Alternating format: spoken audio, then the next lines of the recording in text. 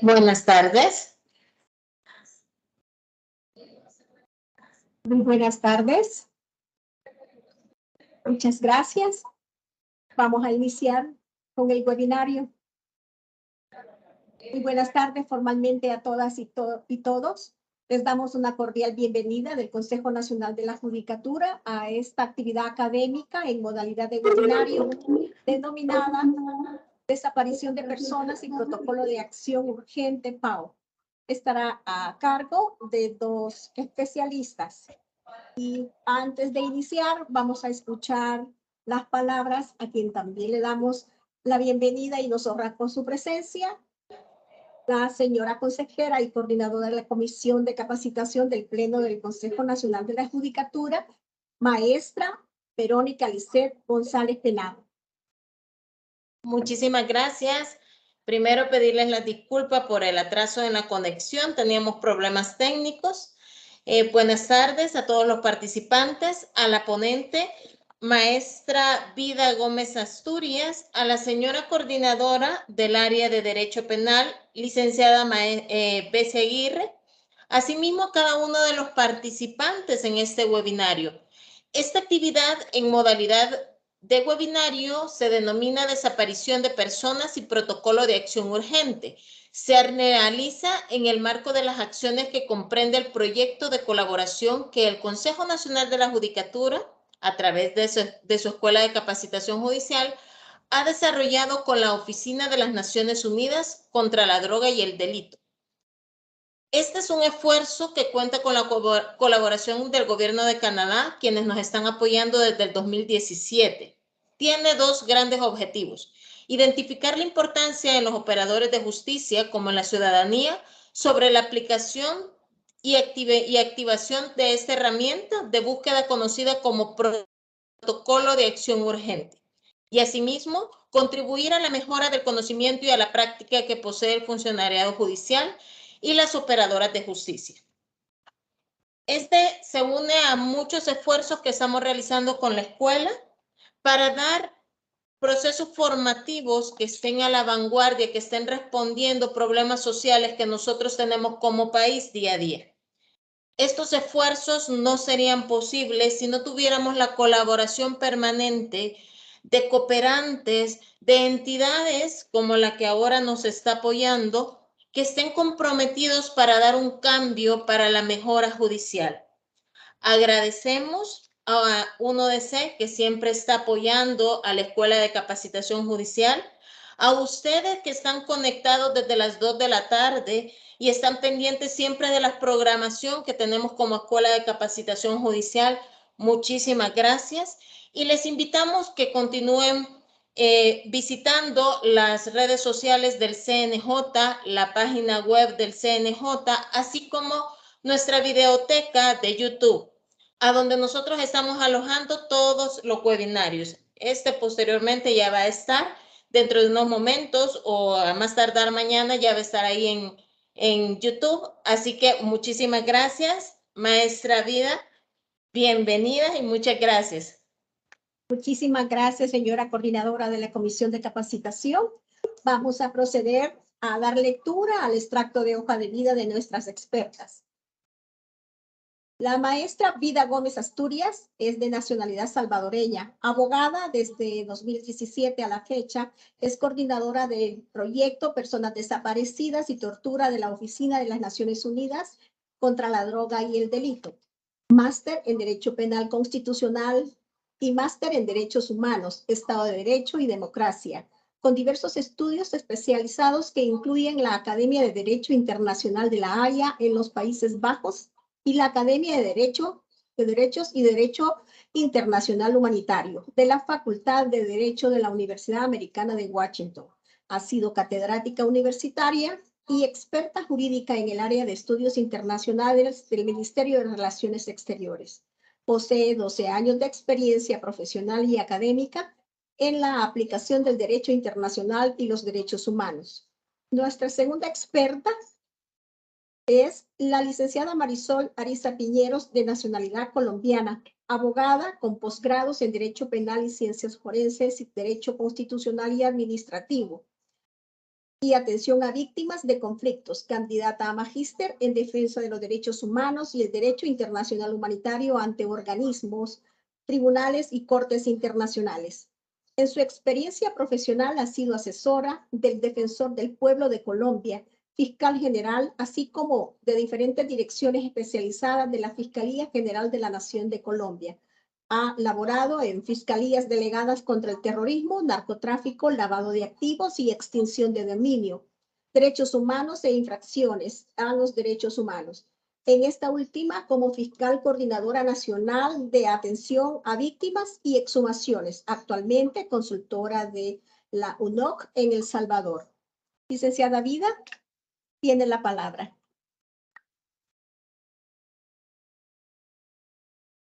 ¿Qué tal? Muy buenas tardes. Confirmando si se escucha bien el audio. Un saludo, licenciada Bessie Aguirre, y a todos los participantes que se unen a este segundo webinar en materia de personas desaparecidas. Me acompaña la doctora Marisol Ariza, está presencialmente conmigo en El Salvador. Es una semana muy interesante en la que estamos pues apoyando muchas acciones en la materia, y esta no es la excepción. Gracias al CNJ por contribuir al conocimiento de estos temas especializados de la comunidad jurídica, y para nosotros es un gusto poder acompañarles. Voy a iniciar directamente la presentación. Voy a estar con ustedes la primera parte, la segunda parte la doctora Marisol, y vamos a abrir un espacio para responder consultas que dejaremos los últimos 15 minutos, si les parece, los últimos 10 minutos. Entonces, los invitamos a que podamos generar una charla en esta plataforma, y que también vayan consultando en el chat. Tomaremos debida nota para responder al final de ambas ponencias. Así que muchas gracias al CNJ, y damos por inicio la jornada.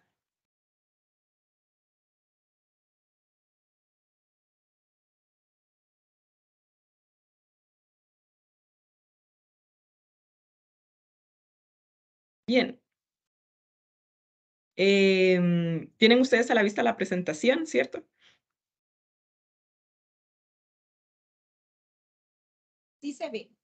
Excelente, gracias. Bueno, vamos a hablar de un tema muy importante en el primer webinar que se realizó el pasado, bueno, hace un par de semanas. Lo dedicamos a un tema quizás un poco más jurídico, ¿no? De derecho penal, que es el tipo penal de desaparición.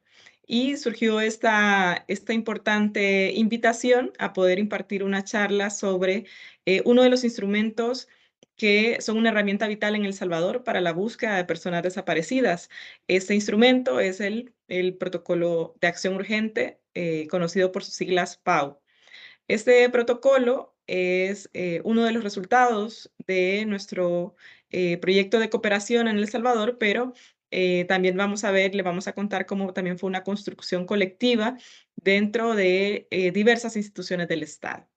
Entonces, en primer lugar, quiero contarles un poco de dónde surge este protocolo, a qué estándares internacionales responde, y sobre todo contarles cuáles son aquellos elementos básicos que es importante que ustedes como comunidad jurídica conozcan, pero también como ciudadanos, ¿verdad? Al final es importante conocer las herramientas que nos asisten, sobre todo ante un caso de desaparición.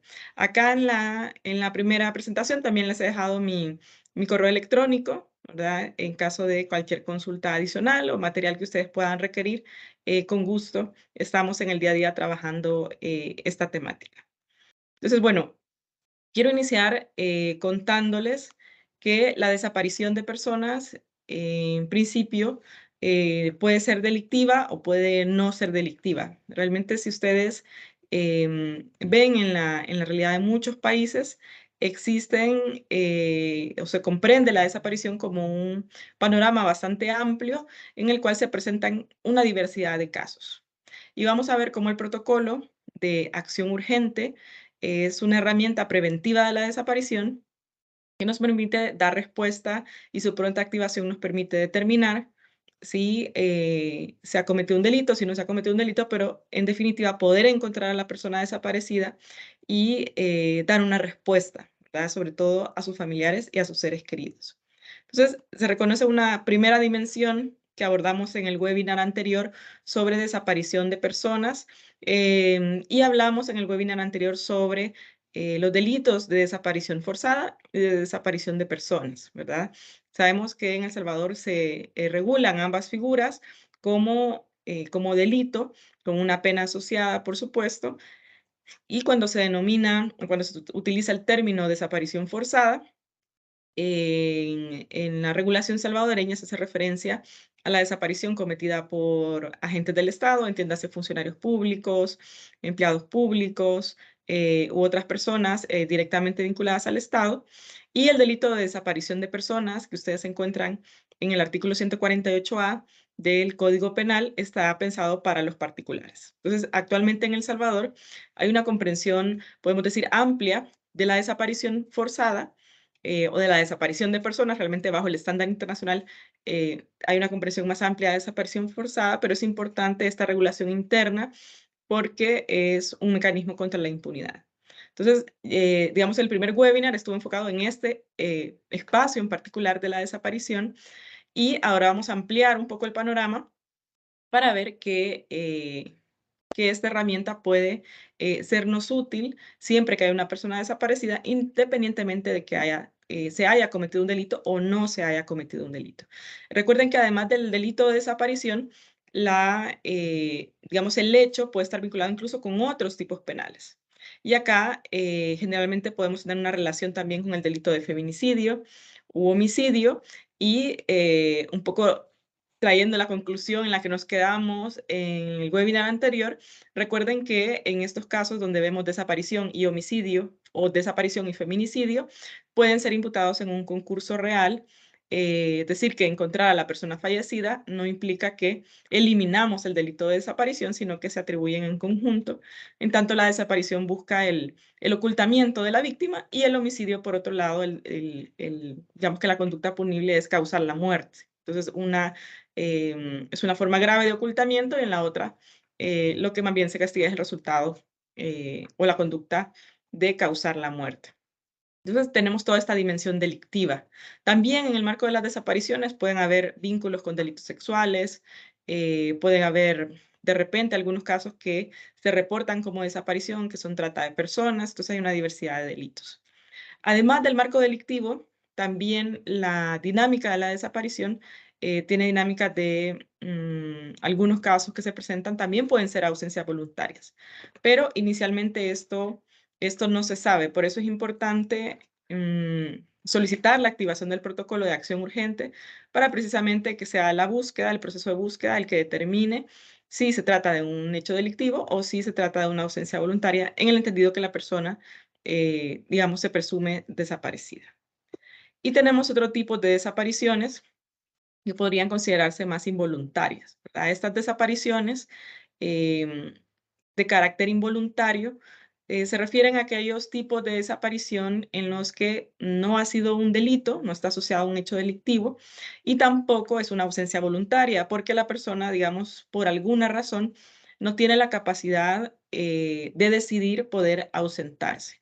Eso es lo que sucede con, por ejemplo, personas extraviadas o niños de repente muy pequeños, ¿verdad? Que no, por ejemplo, si se reporta desaparecido un niño de 2 años, puede ser que no esté siendo víctima de delito y que tampoco un niño ha decidido irse, pero que sí, evidentemente es una desaparición, tal vez de carácter más involuntario, pero aún así es importante proceder a la búsqueda inmediata.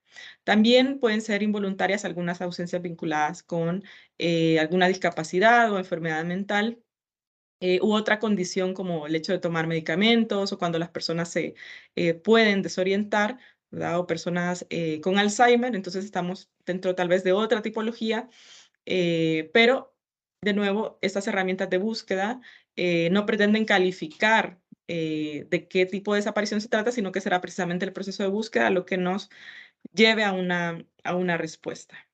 Y luego es importante solo dejar anotado que las desapariciones tienen connotaciones nacionales e internacionales. Entonces, como sabemos, no solo se presenta esta problemática a nivel de El Salvador o de Centroamérica, sino que también asociado con las migraciones, con la actuación del crimen organizado en otros países.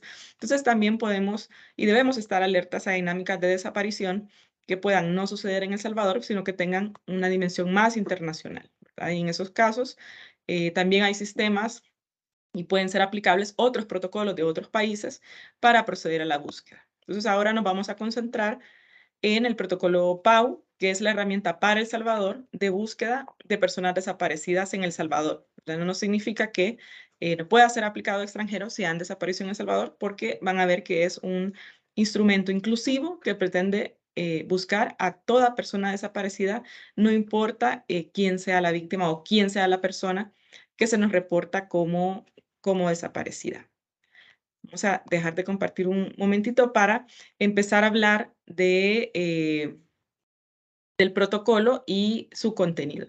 Es importante que ustedes conozcan esta clasificación, sobre todo nos sirve cuando estamos valorando esos primeros momentos, ¿verdad? Y donde nos planteamos qué puede existir cuando estamos ante un caso pues de una persona desaparecida.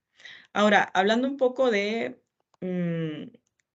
ya propiamente del protocolo de acción urgente PAU, creo que aquí ya lo están viendo nuevamente la presentación. Hablando del protocolo de acción urgente PAU, también es importante reconocer como un logro el hecho de tener una figura y un protocolo de amplio alcance que tiene un enfoque de género, como vamos a ver, porque la desaparición, y eso lo hemos dejado aparte de las clasificaciones que les presenté, precisamente por el tema de reconocer que algunas desapariciones no solo están vinculadas con estructuras del crimen organizado, sino que pueden estar vinculadas también a violencia de género, ¿verdad? Y a violencia ejercida por la misma pareja de la víctima a compañero de vida, ¿verdad? O por razones de relaciones de desigualdades de poder. Entonces, tal vez esta merece ser una consideración importante, separada, digamos, del marco delictivo en general, porque responde a una realidad social y es la desigualdad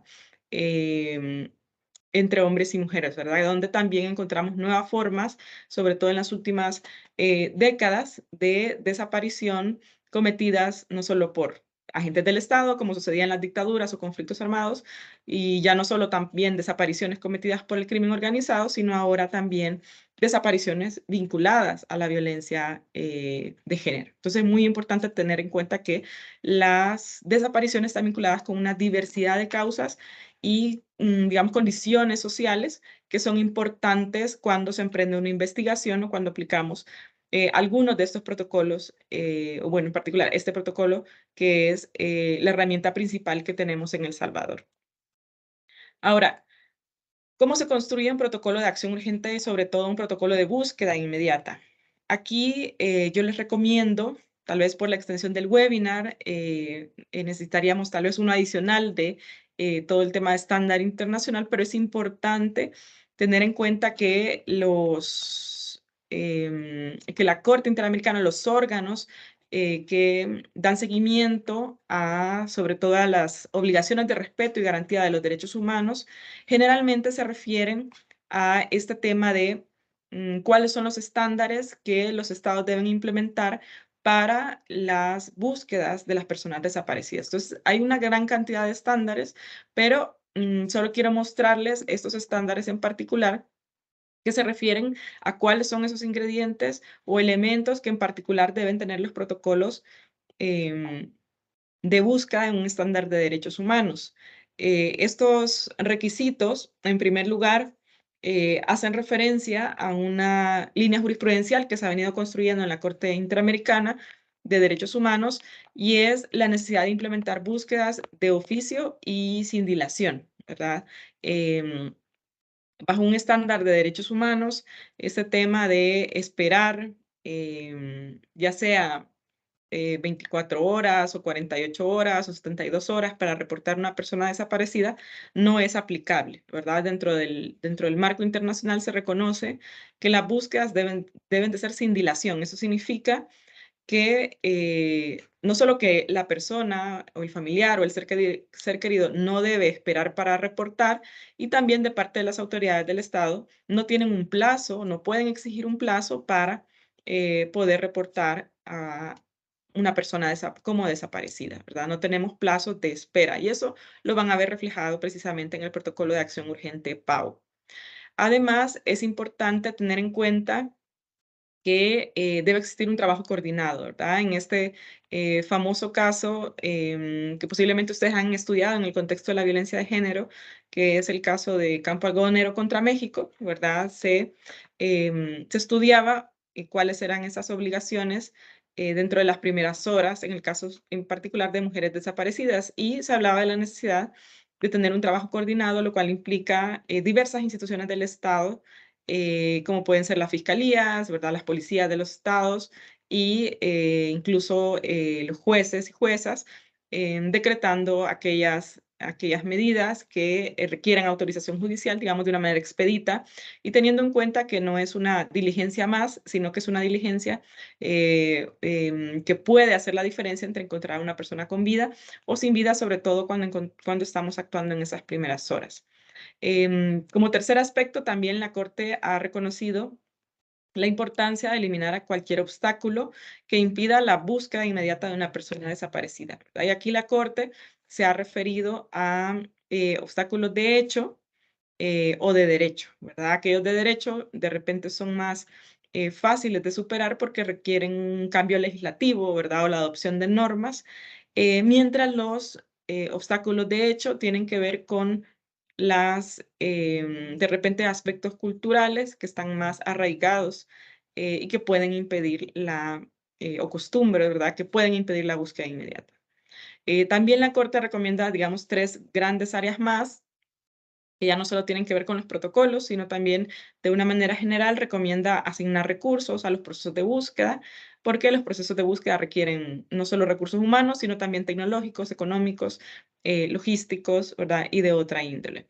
Y también es importante crear bases de datos, que la búsqueda sea lo más eficientemente posible y priorizar la búsqueda según la información que se ha recabado para poder priorizar sobre todo aquellas áreas donde la persona desaparecida puede posiblemente encontrarse. Entonces, esto de priorizar también tiene que ver con tener una estrategia de búsqueda, ¿verdad? Tener una estrategia, saber qué hacer y tener una forma de planificación de la búsqueda. Ya vamos a ver más adelante algunas de estas cuestiones y como una buena recopilación de datos, si seguimos el estándar del protocolo PAU, podemos tener una muy buena información para orientar esa búsqueda inmediata y tener buenos resultados. Ahora, entremos un poco al tema del protocolo, ¿verdad? Entremos un poco al tema del protocolo. Este protocolo, si ustedes ven, tiene un nombre bastante largo porque realmente contiene el mismo documento 2 resultados o 2 productos que cada uno tiene su fundamento y su utilidad, ¿verdad? El protocolo de acción urgente PAU contiene también la estrategia de búsqueda de personas desaparecidas en El Salvador y por eso es importante que no solo lo veamos en línea con la búsqueda urgente o qué hacer en esos primeros momentos, sino también cómo darle continuidad a la búsqueda, ¿verdad? El protocolo de acción urgente PAU es el que nos determina esa acción inmediata o esa debida diligencia para poder emprender esas acciones de búsqueda en un primer momento, sobre todo, quiénes son las autoridades involucradas, pero la estrategia es la que nos dice cómo planificar una búsqueda, cuáles son las fases de una correcta planificación y, por supuesto, esta estrategia va desde el momento en que se recibe el reporte o en el momento de que yo recopilo la información hasta todo el tema de análisis, de informes forenses y una etapa de cierre de la búsqueda a la cual solo se puede llegar si he encontrado a la persona desaparecida. Van a ver que la estrategia reconoce ese estándar internacional y es importante aplicar la estrategia a cualquier caso de desaparición de personas, ¿verdad? Incluso se hizo pensando en si se presenta una situación en la cual, por ejemplo, un funcionario tal vez nunca ha investigado un caso de esta naturaleza, que también la estrategia se corresponda y constituya una guía sobre cuáles son esos primeros pasos que yo tengo que seguir, sobre todo dentro de la institucionalidad del Estado, en los casos de fiscalía, policía, jueces de paz, que tienen un rol vital en el protocolo de acción urgente. También la Procuraduría para la Defensa de los Derechos Humanos tiene un rol, y también el Instituto de Medicina Legal. Bueno, ¿qué encontramos o dónde está el pilar fundamental del protocolo de acción urgente? Si ustedes quieren hacer un análisis de estándares internacionales, lo que el protocolo pretende respetar y cumplir, y sobre todo implementar en El Salvador, es esa obligación que ya ha dicho la Corte Interamericana, es la obligación de debida diligencia, ¿verdad? Esta obligación de debida diligencia es lo que nos permite advertir la necesidad de tomar acciones inmediatas de búsqueda dentro de las primeras horas, ¿verdad? Pero también es una obligación referida al desarrollo de la investigación de casos de personas desaparecidas, y la necesidad de una pronta realización, pero también una debida realización. Una debida diligencia también tiene que ver en todo el proceso, no solo cuando realizamos acciones de búsqueda, sino también cuando, por ejemplo, se encuentra a la persona desaparecida, y en el evento en el que se encuentre fallecida y se deba proceder, por ejemplo, a una exhumación. Este proceso también tiene que ser diligente, debe ser un proceso científico, y que siga las reglas de los protocolos forenses internacionales, sobre todo un protocolo muy importante que es el protocolo de Minnesota para la investigación de muertes potencialmente ilícitas, que es un protocolo, un manual realmente reconocido en el marco de las Naciones Unidas, y que se recomienda su aplicación a todo proceso de exhumación y de identificación de personas. Entonces, cuando hablamos de debida diligencia, realmente estamos hablando de muchas cosas, y son todas estas que sirven de pilar esta idea de debida diligencia a las directrices que va a contener el protocolo de acción urgente PAU. Ahora, este protocolo, estamos viendo la portada original, ya hay una segunda edición, pero básicamente el protocolo fue lanzado en cooperación con nuestra oficina y gracias al apoyo del gobierno de Canadá el 10 de diciembre de 2018. El 10 de diciembre se lanzó como una fecha icónica. Como ustedes saben, el 10 de diciembre es el Día Internacional de los Derechos Humanos, y se lanzó en conjunto con las instituciones que lo suscriben, cuyos logos pueden ver en la portada, que, como les decía, son la Fiscalía General de la República, la Corte Suprema de Justicia, el Ministerio de Justicia y Seguridad Pública, la Policía Nacional Civil, IML, y por supuesto la Procuraduría para la Defensa de los Derechos Humanos. Digamos, son las principales instituciones que lo suscriben y que establecen este sistema articulado, que sería el primer protocolo, el primer sistema creado en El Salvador, exclusivamente destinado a la búsqueda inmediata de una persona desaparecida. Entonces, fue lanzado el 10 de diciembre, y desde ese momento empezó el proceso de divulgación y de implementación. Este protocolo, bueno, y vamos a ver un poco también la campaña que está asociada a este protocolo, pero antes de eso quiero contarles que tiene dos objetivos centrales, ¿verdad? El primer objetivo que tiene el protocolo PAU es, por supuesto, la acción urgente, ¿verdad? Esa acción inmediata que tenemos que emprender frente a la desaparición de una persona.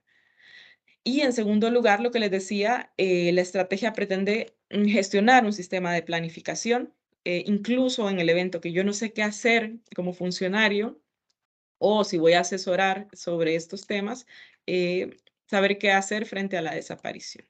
Entonces, el protocolo tiene sus objetivos y sigue unas directrices básicas de actuación. Voy a abordar 4 directrices principales que ustedes encuentran al inicio del protocolo, y ya la doctora Marisol va a abordar, digamos, las particularidades sobre el reporte de desaparición y sobre el trámite y sobre el paso a paso, ¿verdad? Pero dentro de las directrices generales, ¿qué puedo encontrar? La primera directriz es en personas desaparecidas, ningún caso puede ser descartado, ¿verdad? Sobre todo, no pueden ser descartados porque yo desconozco algunos elementos tradicionales que se esperan, por ejemplo, al inicio de las investigaciones. ¿Y esto qué significa? Reconocer que en casos de personas desaparecidas es normal incluso que en ese primer momento yo no tenga datos que en otras investigaciones son comunes. Por ejemplo, saber quién es el posible perpetrador en muchas desapariciones en ese primer momento se desconoce, ¿verdad? E incluso en muchos eventos de desaparición se desconoce si el evento ha sido propiamente delictivo. Entonces, precisamente porque no sabemos qué le ha pasado a la persona o dónde está, es que ningún caso debe ser descartado, ¿verdad? No podemos realizar valoraciones iniciales sobre la importancia de esa desaparición, sino que se debe recibir todos los casos y será el proceso de búsqueda el que nos dirá sí, quién es el perpetrador, qué ha sucedido en efecto con la víctima. Entonces, no podemos descartar, y es una prohibición, digamos, que existe de no descartar los casos, sobre todo porque también desde una perspectiva de derechos humanos estaríamos negando el debido acceso a la justicia de los familiares de las víctimas para poder iniciar esta búsqueda. Otra directriz importante que el protocolo reconoce es que la desaparición, si bien hemos dicho no siempre delictiva, pero sí que es un indicio y así nosotros no podamos relatar qué le pasó a la persona, quién se la llevó o en qué circunstancias se la llevaron, si el evento de una persona estar desaparecida, ausente de su entorno familiar, social, laboral, ¿verdad? O el entorno normal donde conduce sus actividades, el protocolo reconoce que es un indicio. ¿Es un indicio de qué? De que la persona puede ser víctima de un delito, estar siendo víctima de un delito, o que puede estar en un peligro inminente, ¿verdad? Como decíamos, un niño de 2 años, aunque no me digan lo secuestraron, ¿verdad? Ciertamente puede estar en un peligro inminente. Y también presumimos que la persona puede estar siendo víctima de un delito, no solo el delito de desaparición forzada, sino de delitos sexuales, de tortura o de cualquier otro delito que ponga en peligro sus derechos. Entonces, hay una presunción en el protocolo de una debida diligencia y una actuación pronta porque suponemos que la persona está en peligro. Ahora, otra directriz importante es y quizás una de las más importantes que introduce este protocolo es dejar claro que no es exigible ningún periodo de tiempo para reportar una persona desaparecida. Si ustedes se preguntan dónde está ese plazo de espera, no existe, ¿verdad? Precisamente el protocolo, una de las primeras directrices que da es que no hay plazo para reportar una persona desaparecida. Y esto es importante porque de repente escuchamos en las películas, ¿verdad? En el imaginario colectivo esa idea de que hay que esperar algún tiempo razonable, pero realmente desde que nosotros tenemos indicios de que la persona está desaparecida, que se ha salido de su rutina ordinaria y que nadie sabe dónde está, pues inmediatamente se puede reportar a las autoridades. Entonces, de una manera más gráfica, el protocolo nos dice todo reporte debe ser recibido de manera inmediata. Entonces, todos estos plazos que de repente hemos escuchado realmente no son aplicables en el marco de una búsqueda urgente. Entonces, no debemos esperar 24 horas, ni 48 horas, ni mucho menos 72 horas, ¿verdad? Y eso también es una buena práctica de acceso a la justicia, como decíamos, pero también de actuación cuando las desapariciones en diversos países están vinculados con el crimen organizado, ¿verdad? Generalmente nosotros preguntamos cuánto le tomaría a una estructura de crimen organizado desaparecer y posiblemente asesinar a una persona. Y todos pues podemos llegar a la conclusión que esto no le toma al crimen organizado 24 horas. Y en ese sentido debe haber una actuación de manera inmediata, desde que se tiene el conocimiento de que la persona está desaparecida. Esperar 24 horas puede ser demasiado tiempo si en efecto el hecho está vinculado a crimen organizado o, como veíamos al inicio, a violencia de género y estar en peligro la persona, ¿verdad? A veces decimos, sobre todo en patrones de violencia de género, la última vez que se le vio a la chica desaparecida fue con el novio, con el compañero de vida, con el esposo, pero eso no siempre significa que es una ausencia voluntaria. A veces precisamente por estar con la pareja, sobre todo cuando hay antecedentes de violencia, puede ser un riesgo mayor para la víctima. Entonces hay que estar muy alertas en ese tipo de casos, pero en general nunca vamos a exigir ningún plazo para reportar a una persona desaparecida. Y eso es uno de las campañas que se tienen actualmente, ¿verdad? Las pueden ver en la web. Hay unas ideas importantes que también estamos promoviendo. Hay 27 instituciones asociadas a la campaña, entre ellas 14 universidades también, donde se deja un poco más claro esto del mito de las 24 horas, ¿verdad? No esperes para reportar y lo importante es hacerlo de manera inmediata. Así que los invitamos también a unirse a esta campaña y a compartir este tipo de post en sus redes. Bueno, otra directriz es, siempre es importante, en tanto de repente no tenemos información sobre el hecho, poder recopilar los casos y la información en ese primer momento a partir de la información que se tiene de la víctima, ¿verdad? Yo sé que como juristas, de repente, dentro del sistema educativo y de investigación o de litigio o de el ámbito judicial, estamos bastante enfocados en el victimario.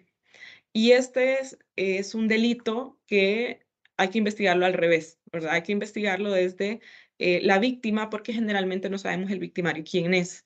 Entonces, ya lo van a ver con la doctora Marisol, pero estos reportes de personas desaparecidas o estas denuncias no pueden tener 2 líneas, ¿verdad? No pueden ser de 2 líneas, no pueden decir solamente, no, pues me reportan que la persona no volvió, no llegó a dormir y nadie sabe dónde está.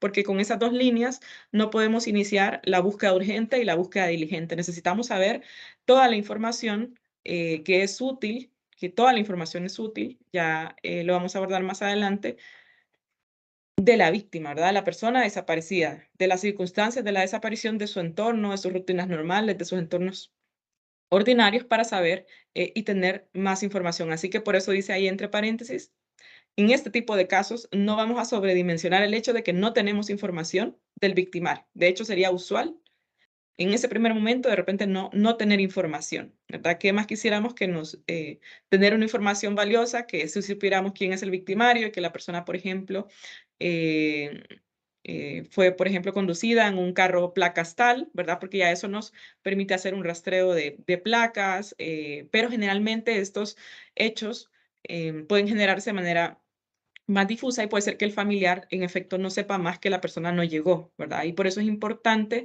y la carga está sobre todo en los receptores de denuncia de tomar toda la información que sea necesaria sobre la persona desaparecida si no tenemos, por supuesto, información sobre el victimario, porque lo que nos importa es encontrar, sobre todo en ese instrumento, a la persona desaparecida.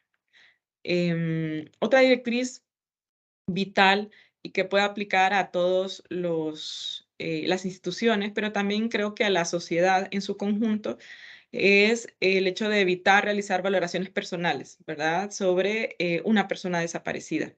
Es importante que las personas que reciben los casos, sobre todo, no juzguen la conducta de la víctima, ni desplieguen ningún tipo de prejuicio, ni realicen ningún tipo de consideración sobre si el hecho es relevante, sobre qué le pudo haber pasado a la persona, si no se ha iniciado un proceso de búsqueda, ¿verdad? Creo que en esos primeros 5 minutos, sobre todo en esos primeros minutos que uno comparte con el ser querido, que es una persona, que su prioridad es, por supuesto, encontrar a su ser querido, no es adecuado realizar o desplegar prejuicios sobre cómo la persona iba vestida, sobre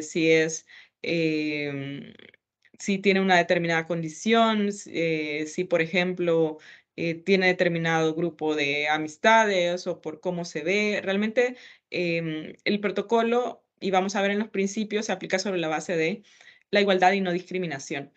Entonces pretende ser una herramienta que favorezca a toda persona desaparecida, o sea, cualquier persona desaparecida, no importa quién sea, cómo se vea, y es importante tenerlo en cuenta porque va a ser nuestro parámetro de actuación en los procesos de búsqueda, ¿verdad? Toda persona desaparecida, como ustedes saben, tiene derecho a ser buscada.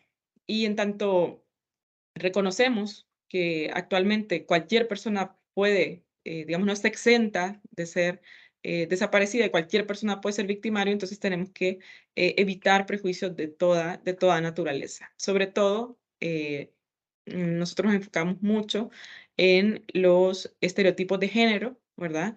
Que puedan afectar especialmente a niñas y mujeres en ese primer momento, sobre todo de la búsqueda, porque tener prejuicios es como nos pone una cortina, ¿verdad? No nos deja avanzar hacia lo que realmente le pasó a la persona desaparecida y no nos deja avanzar en el proceso de búsqueda.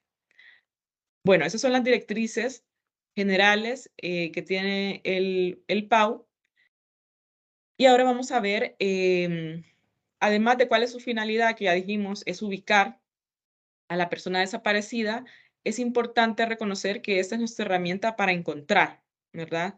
Si la persona la encontramos, ya luego, por supuesto, la investigación penal, ya ustedes tienen el Código Penal, el Código Procesal Penal que dice, bueno, todo el proceso para la investigación penal, ¿verdad? Pero esto es un instrumento para encontrar a la persona desaparecida y es importante que no pierda esa naturaleza sin perjuicio de que en paralelo se pueda llevar a cabo una investigación penal. Ahora, ¿cuál sería entonces, em, qué busca o qué se hace en el protocolo de acción urgente? ¿Verdad? El protocolo, cuando se activa, cuando se decide activar, ¿qué significa? Significa que el Estado emprende acciones inmediatas de búsqueda de personas desaparecidas, inmediatas, diligentes, de búsqueda. Esto implica inmediato, digamos, es bastante lógico, pero no importa la hora en que se reporte, no importa si es un día feriado, si es un día fin de semana, si está fuera de horas laborales, si, es decir, esto no importa en el proceso de búsqueda, son acciones inmediatas. Incluso ustedes saben que en el ámbito penal generalmente hay un plazo de 8 horas, que en los delitos en general hay un plazo al menos de 8 horas en el que policía le informa a fiscalía sobre, sobre una denuncia que se ha cometido, por ejemplo. Esto, en el caso de las personas desaparecidas, no es así, ¿verdad? Lo que recomienda el protocolo, que dice el protocolo es, se tiene que hacer una debida diligencia inmediata. Eso implica una articulación inmediata, así no hayan pasado esas 8 horas, sino hay que actuar en los primeros minutos. Entonces se requiere una articulación del Estado completa. Otro dato importante es que, ya dijimos, el protocolo se activa para prevenir delitos graves. No es necesario, y en efecto, cuando activamos el protocolo es porque reconocemos que la persona puede estar en peligro, ¿verdad? La persona puede estar en peligro y esto significa en estándar de la Corte Interamericana de Derechos Humanos, sobre todo, que no vamos a esperar que la persona se encuentre fallecida, sino que hay que actuar con un fin preventivo.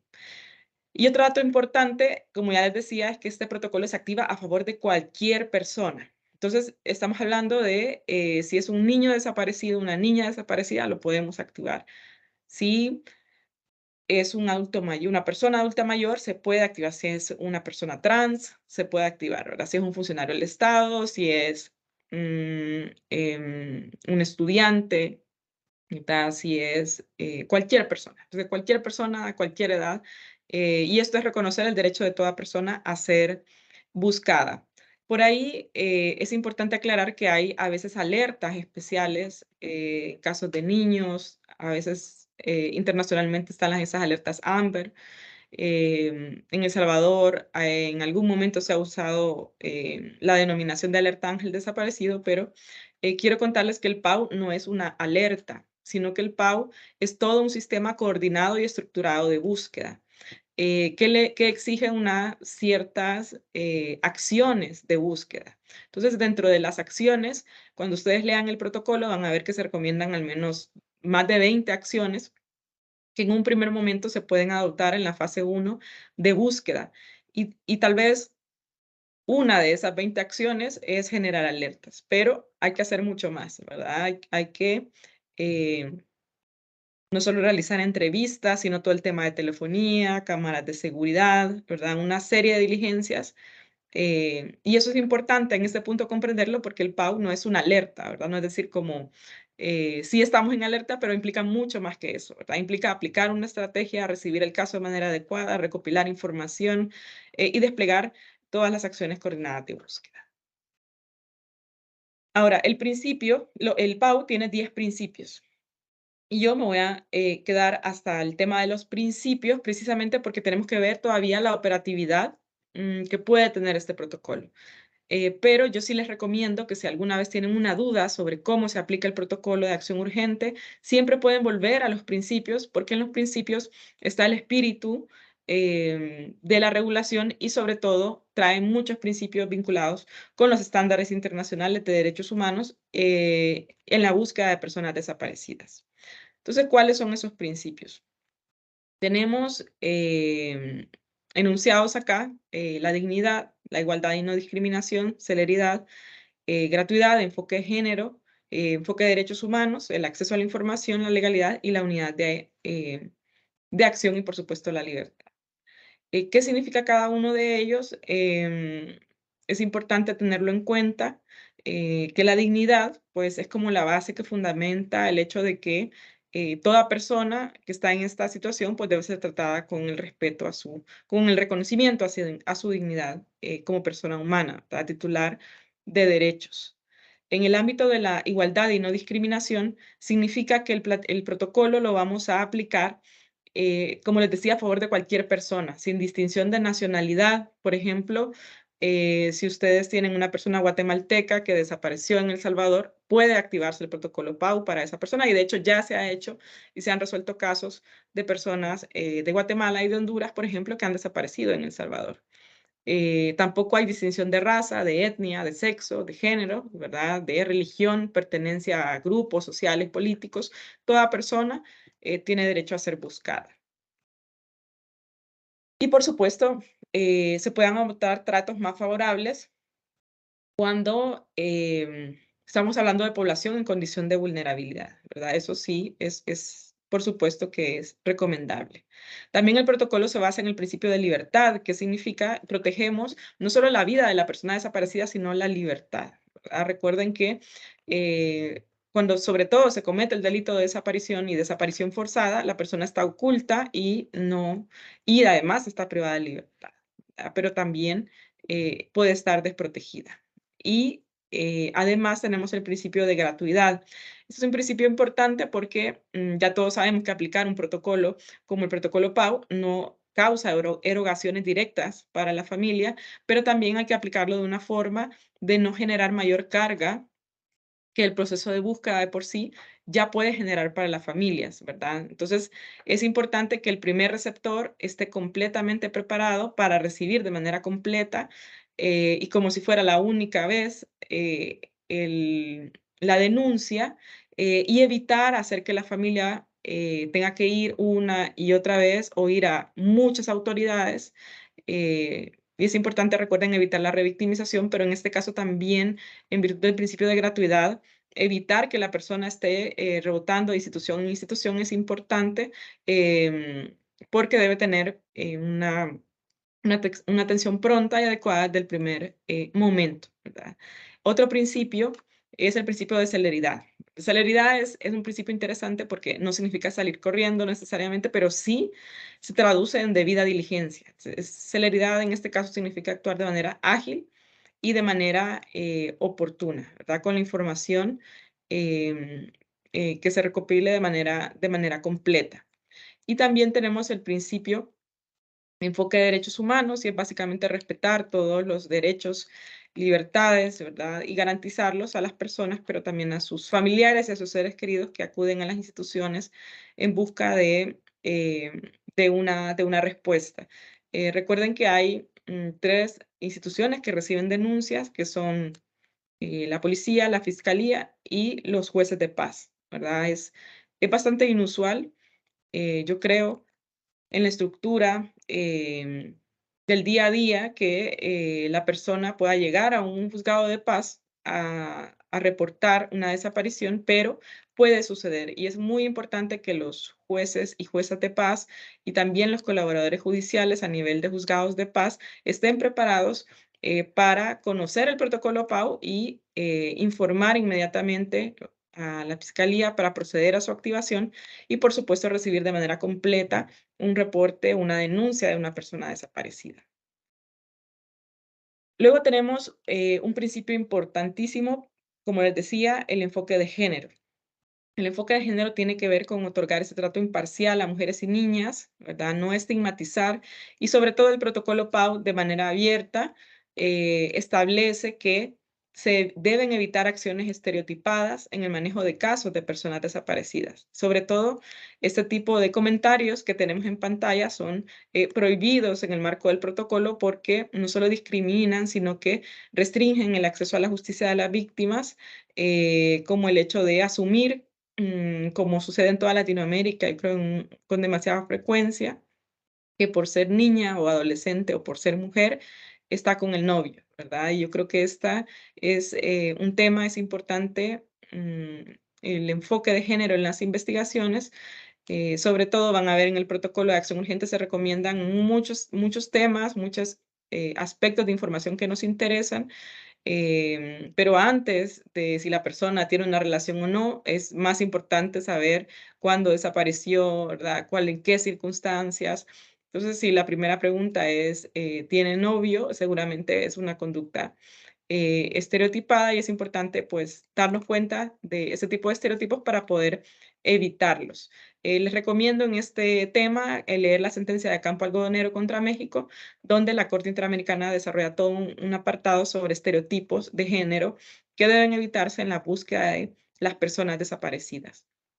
Y luego tenemos esta presentación, la podemos dejar y sé que va a estar el video, ¿verdad? Guardado por CNJ. Entonces, aquí están los extractos de esta sentencia que les recomendamos, sobre todo Campo Algodonero, párrafos 208 al 401. Son muy importantes para esta comprensión jurídica. Y finalmente tenemos, por supuesto, el principio de acceso a la información y es este derecho de las víctimas de estar informadas de qué sucede. No necesariamente implica eh, eh, de repente el detalle de todas las diligencias, pero sí no es posible que la familia no conozca por ejemplo, se ha activado el protocolo, sino que se recomienda, y ustedes lo ven en el acceso a la justicia y a la información, informar, ¿verdad? Que la familia sepa que se ha iniciado el protocolo y que se está implementando la estrategia y que se están realizando las diligencias respectivas. Tenemos el principio 9 sobre legalidad y es que el protocolo PAU no supone violentar en el marco del proceso de búsqueda la Constitución, ni los tratados internacionales, ni otras leyes del ordenamiento jurídico. Y por eso decíamos que muchas diligencias de búsqueda pueden requerir autorización judicial, lo cual se va a seguir haciendo, por supuesto, pero es importante en la debida diligencia la pronta autorización cuando tiene que ver con la búsqueda de una persona desaparecida. Y finalmente, la unidad de acción. Y eso es importante para todos nosotros que estamos involucrados, reconocer la responsabilidad mutua y equitativa que todas las instituciones tienen por supuesto, en el abordaje de los casos de personas desaparecidas y en dar una respuesta integral a las víctimas. Entonces, esos son los 10 principios del PAU. Yo me voy a quedar hasta acá y muy atenta a sus comentarios y a sus preguntas. Voy a darle la palabra a la doctora Marisol Ariza, que nos va a comentar voy a dejar de compartir la presentación, sobre entonces cuál es el proceso que debemos seguir si nosotros como ciudadanos de repente tenemos una situación de un caso de una persona desaparecida, pero también y sobre todo ya que estamos con la comunidad jurídica, saber qué hacer. Por ejemplo, si yo soy abogado que va a asistir a una víctima o sobre todo si estamos acá dentro de los participantes, jueces y juezas de paz o colaboradores en el ámbito de paz, es muy importante que puedan reconocer este rol que trae el protocolo de acción urgente para ustedes derivado del Código Procesal Penal. Entonces, voy a compartirles la presentación de la doctora Marisol para poder tener esta interlocución y vamos a estar pendientes de las preguntas que puedan tener en el chat em, en los próximos minutos. La parte que corresponde a la doctora Marisol será de 35 a 40 minutos, así que los dejo con ella. Solo vamos a ver si pueden ver la presentación. Aquí está. ahí tenemos la presentación y como está directamente la doctora acá, entonces le cederé el espacio. Un gusto estar con ustedes.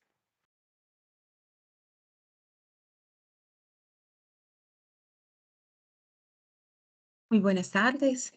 Para mí es un gusto dirigirme a ustedes, saludarles en esta tarde. Quiero preguntarles si me ven y si ven la presentación, por favor. Y doctora, se le escucha y se le ve la presentación. ¿Me ven? Sí, también a usted se ve. Ok. Bueno, muchísimas gracias.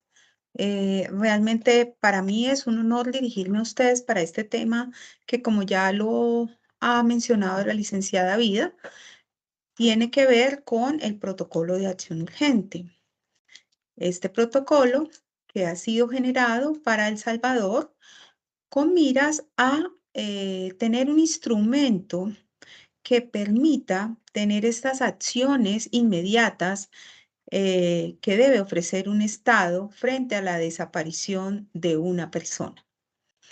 Estamos hablando de desapariciones no exclusivamente tratándose de hechos delictivos, sino que se pueda activar y permitir el acceso a la administración de justicia por todas las personas que pueda presumirse que están frente a una desaparición y se pueda activar el protocolo de acción urgente.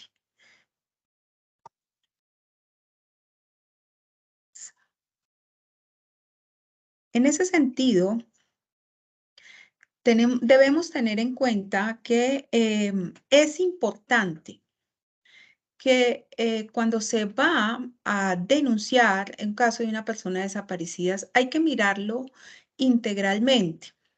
Y esto es haciéndonos una primera pregunta. ¿A quién estamos buscando?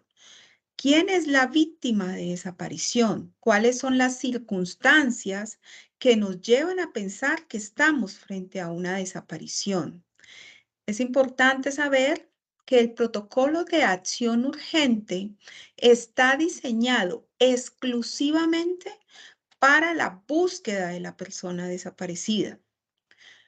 No obstante, esto no obvia lo que se debe hacer por parte de un Estado frente a la desaparición de una persona. Y esto es encontrar las circunstancias que dieron lugar a esa desaparición, o si estamos frente a un hecho delictivo, o si o no estamos frente a una desaparición o ausencias voluntarias. Pero esto, ¿cómo se identifica? A través de los reportes que se hacen a través del protocolo de acción urgente. Y en tal sentido, es importante tener en cuenta, como ya se decía, que cualquiera de las autoridades que reciba estas denuncias eviten valoraciones de carácter personal respecto de la relevancia de la desaparición, la conducta de la víctima o cualquier prejuicio o consideración que evite informar sobre el hecho. No le es dable que las autoridades receptoras de denuncia presuman que la persona no está desaparecida porque ha hecho carrera a veces que no, primero búsquela donde sus amigos, o primero búsquela en la playa, o primero búsquela con el novio. No, si hay una persona que está siendo reportada como desaparecida, es porque seguramente reviste alguna circunstancia excepcional por la cual esa persona no llegó a su lugar esperado.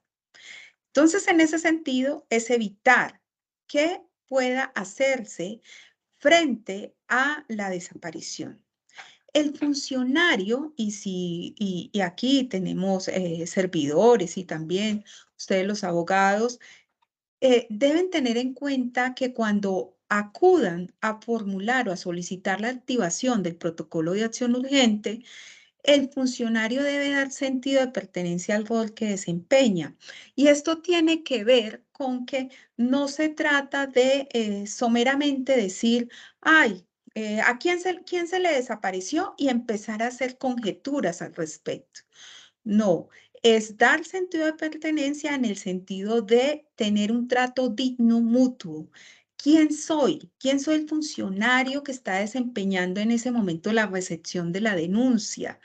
Contextualizar por qué es importante a la persona que reporta que todos los datos que me den servirán para la activación o no del protocolo de acción urgente que deberá hacerlo la Fiscalía. Y eso pues ya lo veremos más adelante. En ningún momento las autoridades receptoras de denuncia deben prometer que ya se encontrará a la persona con vida. Por el contrario, deben informar, y esto tiene que ver con los derechos que le asisten a las víctimas, es informar cuál es el procedimiento que se realizará por parte de la autoridad policial o la autoridad de fiscalía que está recibiendo ese reporte de desaparición. Así las cosas, no es dable tampoco sustraer a la víctima de su relato. El funcionario debe inducir a la víctima para que se sienta seguro. ¿Y esto cómo se hace? Pues generando un espacio de confianza, permitiéndole que hable, que cuente su relato, que lo concluya, orientando y reorientando las circunstancias de la desaparición, ¿sí? Dirigiendo esta entrevista, enfocándose en las palabras, en las preguntas o interrogantes adecuados que permitan, ¿sí? Orientar este reporte de desaparición de la manera más acertada. Recuerden que quien está llamado a orientar esta recepción de denuncia es el funcionario, no la víctima. La víctima que está siendo ya muy afectada por la desaparición de un ser querido, amigo o familiar, ya de hecho está conflictuada, ¿sí?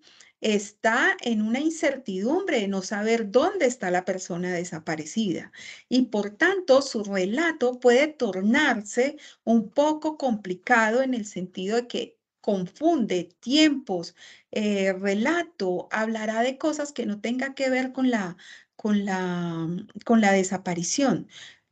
Debemos evitar decirle a los familiares e incluso si son contratados como abogados para hacer ese reporte, eso no es importante, eso no resulta relevante para la investigación.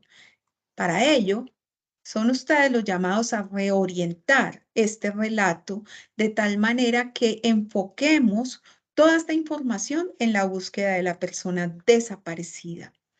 Desde el inicio, tanto funcionarios como abogados deben utilizar un lenguaje sencillo, ¿sí? No hacer interlocución en el sentido de realizar opiniones subjetivas, como los ejemplos muy típicos que hemos dado, y usar términos muy jurídicos ni tampoco tan coloquiales que lleven a desvirtuar la pretensión de lo que ahí se está haciendo. Esto es, cuando estamos frente a un usuario, está llamado el receptor de denuncia a explicar cuáles son las líneas que se deben seguir desde la institucionalidad, por ejemplo, para activar el protocolo de acción urgente, ¿sí? Evitar estos conceptos subjetivos que tienen que ver, ¿no será que la persona desaparecida no le quería contar a usted o sí le quería contar o está en determinado sitio o está en determinada persona? Pues si usted lo considera como hipótesis, como funcionario para la búsqueda de la persona desaparecida, esto permitirá es que la búsqueda se haga de manera más fácil y seguramente estará dentro de las líneas de hipótesis para continuar la investigación. Pero esa carga no se le traslada a la víctima, nunca. Y entre más sencillo hablemos, más favorecerá la comunicación, la empatía y el grado de confianza que estamos generando con la víctima. Esto también tiene que ver con ser cortés, amable, escuchar con atención, evitar los juicios, evitar la anticipación de respuestas. Esto tiene que ver cuando se trata, por ejemplo, de adolescentes.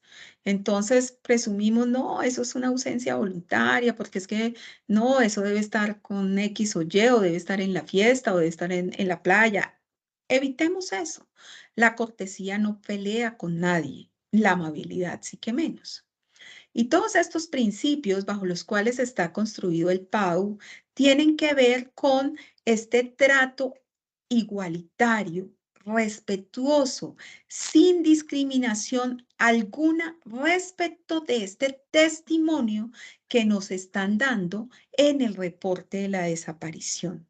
Recuerden que debemos decirle e indicarle a la víctima lo importante de su relato y la precisión de los datos para lograr la recuperación de la persona con vida. Siempre debemos partir que la búsqueda no es ir a buscar directamente a medicina legal, sino por el contrario, apuntarle, y están los principios rectores de búsqueda de personas desaparecidas de Naciones Unidas, la indicación de que la búsqueda se hace frente a hallar a las personas con vida. También les dable a los funcionarios conservar el control respecto de la entrevista, evitar divagaciones o comentarios al margen, siempre enfocados en la información que sea relevante para lograr ubicar a la persona. No interrumpir las entrevistas. Recordemos también que tenemos un lenguaje no verbal, ¿cierto? Y a veces ese lenguaje no verbal como que también implica como hasta ahí, no me cuente más. Hay lenguajes que detienen el relato de una persona y a veces lo que hacemos es que la persona ya no nos siga contando, interrumpa su relato, se sienta amedrentada frente a un escenario judicial. Entonces, siempre debemos proteger a la víctima. Si se trata de una víctima mujer y que además, por ejemplo, presumimos que puede ser violentada sexualmente, con mejor orientación, ojalá las personas que la atiendan, ya sean de la fiscalía, de los juzgados o de la policía, sean del mismo género, porque esto facilita la comunicación y sobre todo el respeto que se debe tener frente a la intimidad de la víctima.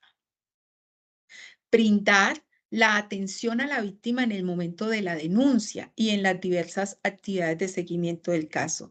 ¿Esto con qué tiene que ver? No es precisamente con varios tópicos. No es decir, venga en 24 horas que ahora estoy muy ocupado, en 3 horas, en 4, en 5, o venga cuando tenga mayor información. A veces el reportante no es el familiar. Puede ser el jefe, puede ser el profesor de la universidad, del colegio, en fin.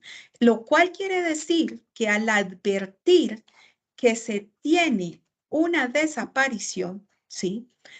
Tienen ellos que orientar o recibir ese reporte más bien de manera oportuna, ¿sí? Y esto implicaría que a esta persona le preguntemos, ¿tiene usted alguna información adicional respecto de la persona desaparecida? Si es el profesor que advierte esta desaparición, pues le podemos preguntar, ¿conoce usted algún familiar cercano? En los registros universitarios aparece, de tal manera que el fiscal pueda o la policía pueda complementar esta primer reporte de desaparición. Es lo ideal y es lo que se hace en la estrategia de búsqueda en la fase 2. ¿Con qué tiene también que ver con la atención a la víctima? La víctima tiene, según el Código Procesal Penal, el derecho a ser oída, a ser escuchada y a ser informada. Esta información tiene que ver con que le digamos qué estamos haciendo en el marco de la investigación penal y qué estamos haciendo en el marco de la activación del protocolo de acción urgente. ¿Cuáles diligencias hemos agotado? que las víctimas conozcan sus derechos, que no sientan la distancia entre funcionario y receptor. Cuando me refiero a víctima, me estoy refiriendo a esta afectación también que cuando se vulnera o se desaparece una persona, se hace extensivo, ¿sí? A sus familiares, a sus seres queridos, a su entorno académico y a su entorno social. De hecho, hay doctrinantes que dicen que es tanto el dolor que se siente por las personas que buscan a una persona, a una víctima desaparecida, que se podría considerar que están tan afectadas como la víctima misma y podría enmarcarse eso en una tortura de carácter psicológico. En ese sentido, también es importante tener en cuenta que no se debe presionar a los familiares de la víctima para lograr alguna información, ni mucho menos condicionar la búsqueda a la información de la víctima. Esto es como decirle, venga cuando tenga más información, a ver si le ayudo a buscar. No, la obligación de búsqueda está en el Estado y la obligación de búsqueda está precisamente en las instituciones del Estado. En ese sentido, resulta importante, en aras de reunir información que permita una búsqueda efectiva, eh, determinar unos tópicos que hacen parte del reporte de desaparición. ¿Y qué es lo que permite en particular procurar obtener una información destacada con datos precisos que permitan la ubicación de la persona desaparecida? Y de otro lado, materializar estos derechos que ya se han hablado del estándar internacional de acceso a la justicia a través de la administración de justicia y de debida diligencia de una manera oportuna y eficaz. El reporte de desaparición mínimo que debo ofrecer o que debo recepcionar, dependiendo de dónde me ubique, debe contemplar esta línea de tiempo. Explicar a los familiares o reportantes la importancia de su relato. Esto es que con precisión se digan las circunstancias de tiempo, modo y lugar que motivan el reporte y que proporcionan cualquier información adicional que posea, ¿sí? ¿Y esto para qué? Pues en aras de reunir la información que nos permitan encontrar o hallar a la persona desaparecida y obviamente determinar las circunstancias de desaparición. Siempre, por favor, tengan en cuenta una línea de tiempo frente a la desaparición. Solemos pensar que cuando una persona desaparece, estamos hablando de el momento en que notamos la ausencia, ¿sí? Y eso es, a veces, no es tan cierto, ¿sí? Porque si hablamos de la trazabilidad de una persona cuando aparece, desde que sale de su casa, pudo haber desaparecido desde que salió a su casa y nadie advirtió si llegó a su trabajo o no llegó a su trabajo. De tal manera que hay circunstancias también de la vida cotidiana que pueden generar que la víctima tome la decisión de tomar otro rumbo o no llegar ese día a su casa y, en fin, sus seres queridos la den como desaparecida. Por eso, todas estas circunstancias que se dan antes del reporte o de la advertencia que hay ausencia de la persona desaparecida, es importante averiguarlos, investigarlos para hacer mucho más efectiva esta línea de tiempo de qué pasa antes, durante y después de la desaparición. Puede ser que tengamos un reporte de desaparición y después de ello los familiares empiecen, por ejemplo, a recibir llamadas de carácter extorsivo o llamadas de ubicación sobre la víctima. Todas estas circunstancias son las que hacen la línea de tiempo que permita investigar más eficazmente. Así las cosas, se ha fijado en el protocolo de acción urgente digamos, unas líneas importantes para el reporte que se deben tener en cuenta por parte del receptor y por parte de quien denuncia. Lo primero es la institución receptora. Es importante identificar a dónde nos estamos dirigiendo. En El Salvador recepciona denuncias la Fiscalía, la Policía y los jueces de paz. Habitualmente se acude a la Policía y a la Fiscalía, ¿sí? No obstante, se ha hecho carrera que se tienda a buscar no a la persona desaparecida, sino al cadáver. Y entonces se acude al Instituto de Medicina Legal.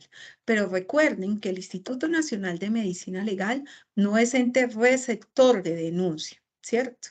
Sino está la Fiscalía principalmente y la Policía. Cuando acudo a la institución es importante saber la ubicación de la institución, a dónde denuncié, en qué departamento, quién me atendió, qué cargo tiene esa persona que atendió, la fecha y hora del reporte. Recuerden, este punto es muy importante. Una cosa es el punto de fecha y hora del reporte y otra cosa es la fecha y hora de desaparición. Esto sirve para la trazabilidad de la búsqueda de la persona desaparecida, tener estos datos. Los datos del reportante. Se debe incorporar la información general de la persona que reporta la desaparición y qué relación tiene con la víctima. Lo que les decía anteriormente, no necesariamente tiene que tener un parentesco o un grado de consanguinidad en primer grado, sino que puede ser un amigo, el jefe, el profesor o alguien que advierte la desaparición. Debe tener nombres, apellidos, todos sus datos básicos como sexo, edad, escolaridad, lo que ustedes están viendo en pantalla que permitan la ubicación posterior del reportante, ya sea para ampliar la denuncia o ya sea para tener la trazabilidad de que esta persona nos dio la información, de que no tenía todos los datos, pero nos refiere a un familiar, por ejemplo. Respecto a la información de la desaparición, hay informaciones mínimas, pero importantes en el primer momento de la desaparición. Y esto es obtener el lugar de la desaparición, la fecha de la desaparición, la hora de la desaparición. Recuerden, una cosa es la hora, tiempo, lugar del momento de la desaparición y otra la del reporte. También, absolutamente relevante, preguntar si se ha reportado previamente esta desaparición. A veces los usuarios creen que entre más denuncias y en diferentes unidades de fiscalía o delegación policial, pues más se va a investigar. No, resulta es que se difumina la información y finalmente nadie hace nada. Indicar las personas que puedan obtener más información, como ya les había dicho. Esta es información general e indispensable en el reporte. Los datos generales de la persona desaparecida también tienen que ver con sus datos básicos. Nombres, identificación, si se trata de un extranjero, el pasaporte, el sexo, la edad, la nacionalidad, la fecha del lugar, el número de teléfono, la dirección, el estado familiar, con quién convive, si tiene hijos, si no tiene hijos. Miren lo importante de eso. Por ejemplo, si se tratara de una madre soltera y deja hijos menores de edad, ¿qué va a pasar? ¿Cómo se les va a brindar protección a esos menores hijos? El grado de escolaridad, los centros de estudios, ¿es un estudiante? ¿En qué centro universitario se encuentra? ¿Qué estudia? Si ya es profesional, ¿qué ocupación ejerce?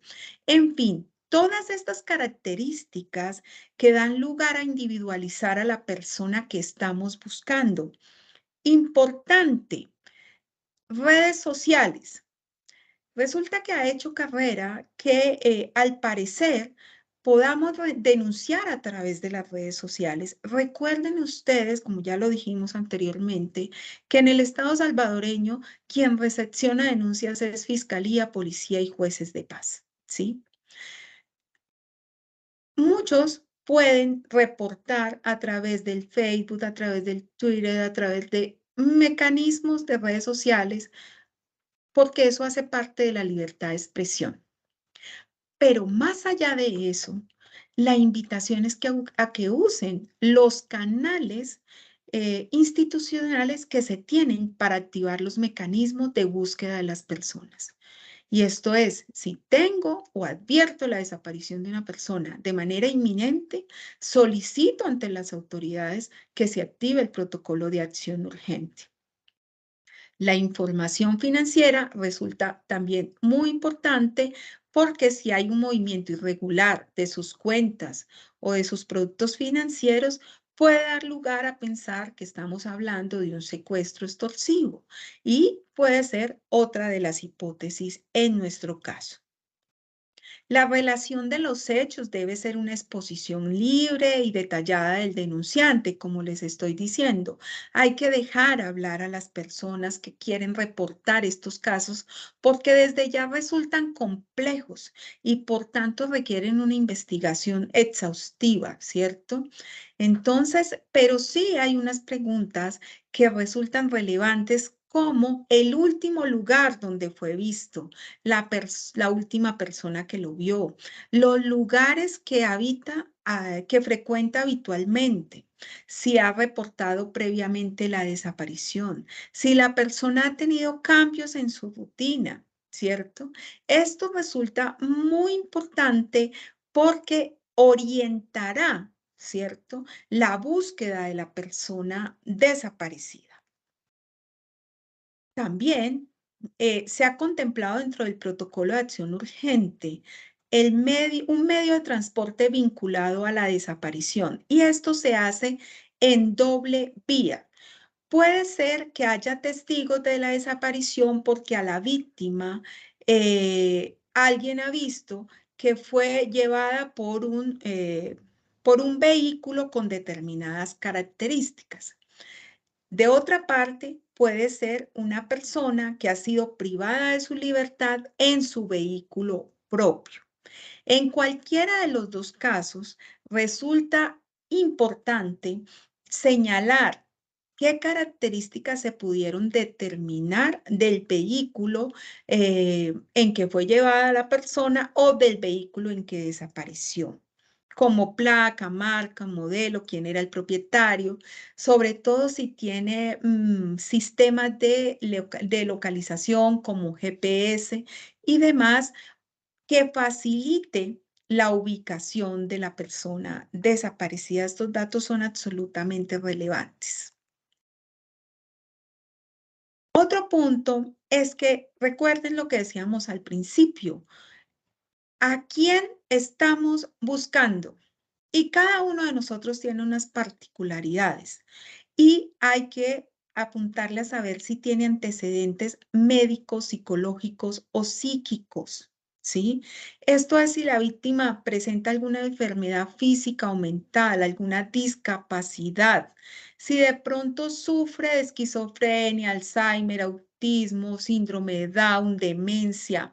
Hay unas demencias que son temporales que dan lugar a los extravíos de las personas. Si estamos frente a una víctima que está en estado de embarazo, si toma medicamentos, estas líneas permiten orientar también la búsqueda, porque si la persona que reportan es, por ejemplo, un adulto mayor que sufre de Alzheimer, nos da lugar a que la hipótesis de búsqueda sea distinta a la del carácter delictivo.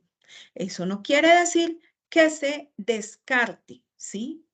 A veces los adultos mayores tienen unos seguros bastante millonarios y cuando sufren este tipo de enfermedades pueden ser víctimas de atentados.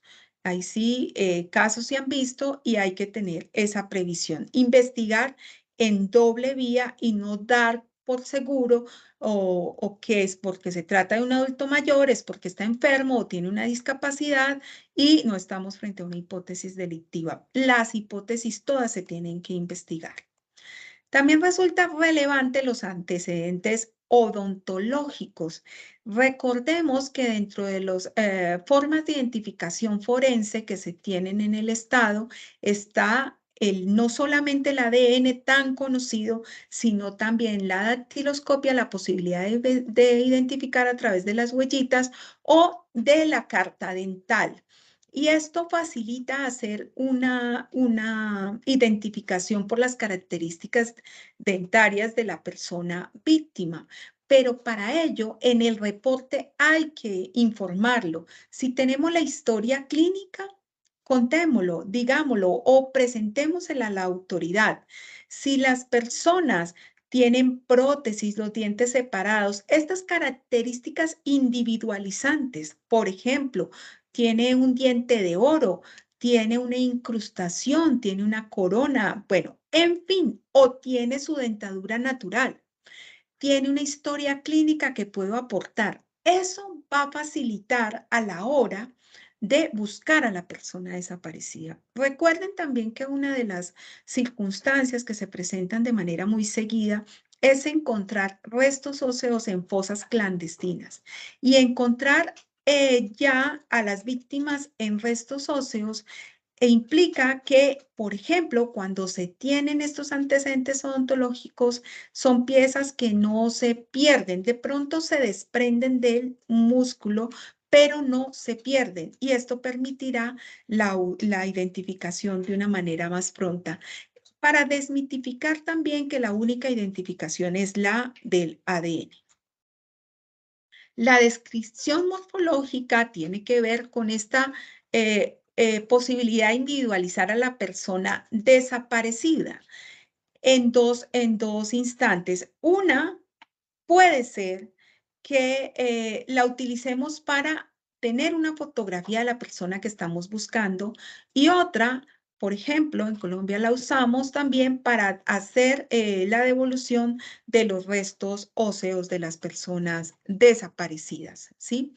Por tanto, cuando se recibe el reporte, y es bueno preguntar todas estas características que nos individualizan, la altura, el peso, la contextura corporal, las particularidades de nuestra cara, el color de piel, la nariz, qué color tenemos los ojos, las orejas, están perforadas, tenemos piercing, son peludas, no lo son, el tipo de cabello, la cantidad del cabello, el color, si los caballeros tienen bigote, tienen barba, cómo la tienen, de qué color es. Todos estos rasgos son individualizantes. Y para las entidades investigadoras es muy importante porque pueden reconstruir esta descripción morfológica. También se hace necesario detallar otras características particulares, aquellas como tatuajes, fracturas lunares, manchas, cicatrices, osteosíntesis, acné, amputaciones, bueno, piercing. Importante la lateralidad, si somos zurdos, si somos derechos. Eso es muy importante para las investigaciones y lo mismo el grupo sanguíneo. A veces también cuando hacemos exhumaciones encontramos en las fosas personas que de pronto han sido, tenemos serios indicios que ahí puede estar la persona por un testigo, por una confesión, en fin. Y si además la persona que encontramos responde a estas características que nos acercan primariamente a una identificación indiciaria, pues esto facilita la orientación de los forenses para la identificación plena. Por eso es importante aportar todos estos datos de los que hablamos aquí. También las prendas de vestir resultan ser un elemento esencial para la identificación de una persona, por lo cual se debe indagar sobre la vestimenta de la víctima al momento de su desaparición.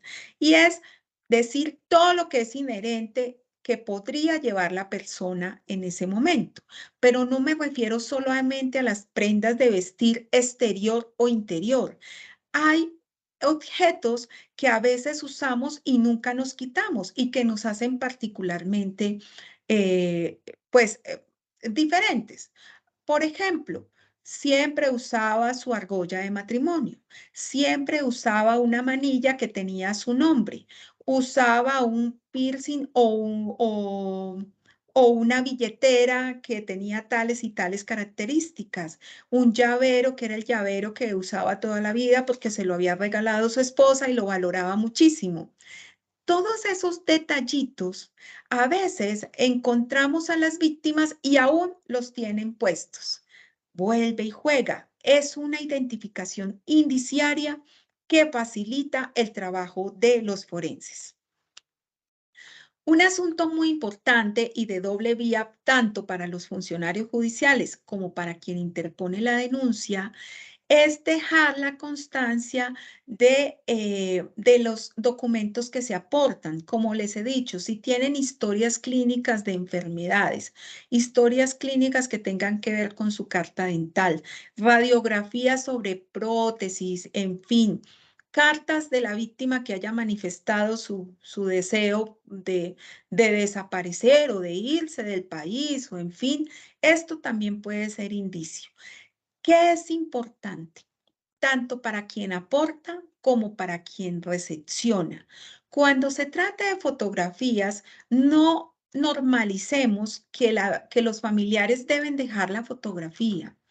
Debemos pedirle el consentimiento y para qué quiero yo la fotografía. Como funcionario debo explicar que esta fotografía la requiero, por ejemplo, para publicarla en la página institucional, para publicarla en un medio de comunicación amplio, para darla a conocer a través de las redes sociales. Quien reporta debe saber yo qué voy a hacer con esos documentos. Es importante que se deje constancia en el reporte de desaparición qué vamos a hacer frente a estos documentos que se reportan. Importante, como ya se dijo inicialmente, tener en cuenta si estamos frente a una víctima de especial condición de vulnerabilidad y eso permite que el Estado adopte medidas reforzadas de protección cuando estamos frente a niños, niñas, adolescentes, servidores públicos, adultos mayores, miembros de la comunidad diversa, en fin.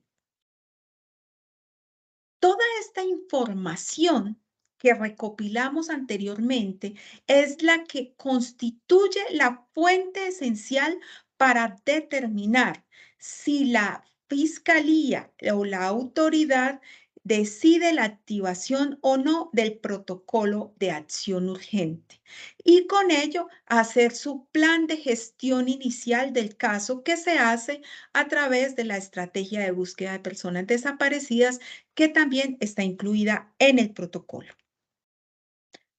Ahora sí, el protocolo de acción urgente está diseñado para que el estado dé respuesta frente a la desaparición de una persona. Es la acción inmediata que debe ejercerse. No debe esperar ningún segundo, ningún usuario para reportar a una persona desaparecida.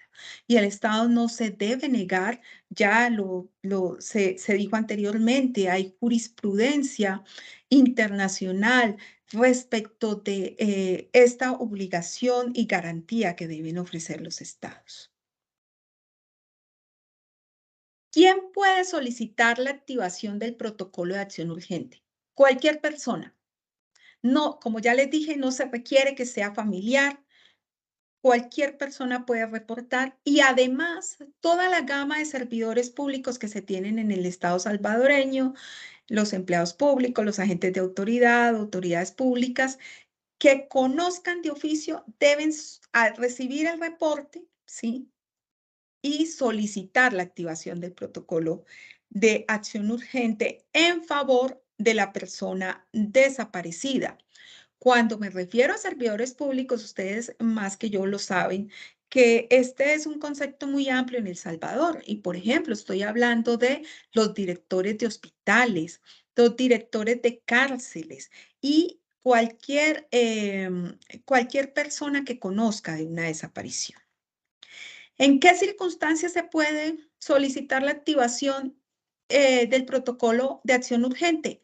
En todos los eventos donde se infiera que existe o se advierta que existe una circunstancia que nos permite inferir que la persona está desaparecida, ¿sí? Eso es importante. No que está frente a un delito, sino que la persona está desaparecida. Para eso está construido el protocolo de acción urgente. Se puede solicitar todas las veces que sea necesario, ¿sí? Si en los 30 días que dura el protocolo aparece la persona, pero vuelve y desaparece al año y vuelve y lo solicita, hay que volverlo a activar. ¿Cuánto tiempo se debe esperar para reportar ante una autoridad sobre la desaparición? Pues ya lo hemos dicho hasta la saciedad, pero no está de más repetirlo, no se hace exigible ningún tiempo para la solicitud del pago y por ello ninguna autoridad debe justificar, ¿sí?, ningún plazo o términos legales para la activación del mismo. ¿Cuáles son las autoridades? Como ya lo he dicho, Fiscalía, Policía y jueces recepcionan reportes de personas desaparecidas, ¿sí? Habitualmente hablamos de Fiscalía y Policía. Como ustedes ven en la gráfica, tienen el Instituto de Medicina Legal y la Procuraduría como instituciones de orientación y remisión a las autoridades competentes. Esto es a la Fiscalía. Por ejemplo, en el caso de la Procuraduría Delegada para Derechos Humanos, los usuarios pueden acercarse a denunciar o a reportar un caso de una persona desaparecida. La Procuraduría puede recibir ese reporte y ya conocen la inmediatez del protocolo de acción urgente y que deben remitirlo de inmediato a la Fiscalía. En el mismo sentido está medicina legal. ¿Quién decide formalmente sobre la activación del protocolo de acción urgente? Por favor, no lo olviden. La decisión, que por demás debe ser motivada, de activación o de no activación del PAU le corresponde a la Fiscalía General de la República.